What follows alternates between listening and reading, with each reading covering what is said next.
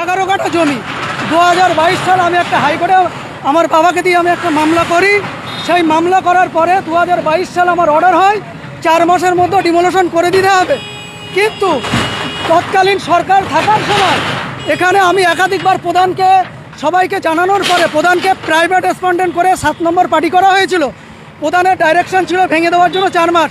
প্রধান ভাঙেনি, না ভাঙার পরে পুনরায় আমি প্রধানের এগনেস্টে কন্টেম ফাইল করি।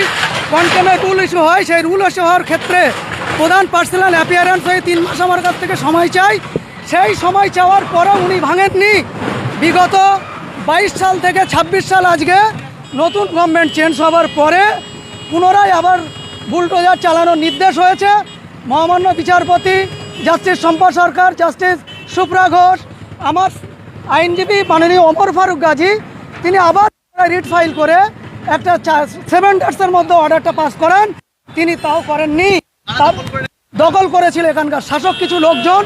এ জমি মাফিয়া, যে বর্তমান এখানে বসেছিল সে জমি মাফিয়া এবং তৃণমূলের ছাত্রছায়ায় থাকে। বহিরাগত দিয়ে আমার বাবাকে আর আমাকে এই প্রকাশ্য দিবালোককে এই জমির উপরে মারধর করা হয়েছিল। তার মেডিকেল ডকুমেন্টস আমাদের কাছে আছে। সমস্ত এভিডেন্স আমরা থানাতে দিয়েছি, কোর্টকে দিয়েছি। তারপরে আজকে আমি সাকসেস হতে পেরেছি। আমার স্যার কলকাতা হাইকোর্টের নির্দেশে আজকে অ্যাডভোকেট ওমর ফারুক গাজী, তিনি আমার স্যার, তিনি আমার অভিভাবক, ওনার প্রচেষ্টায় আজকে এই বুলডোজার চলছেন। এটাই আমার নাম মোহাম্মদ সিরাজ বৈদ্য লালটু।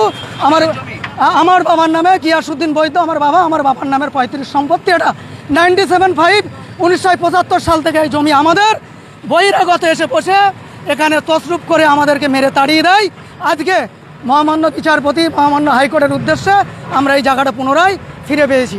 এটাই কোর্টকে ধন্যবাদ, মাননীয় ওমর ফারুক গাজীকে ধন্যবাদ, প্রশাসনকে ধন্যবাদ, প্রশাসনকেও ধন্যবাদ জানাই। সমস্ত সাংবাদিকতা যারা আছেন, পুলিশ প্রশাসন থেকে শুরু করে সবাইকে আমি ধন্যবাদ জানাই।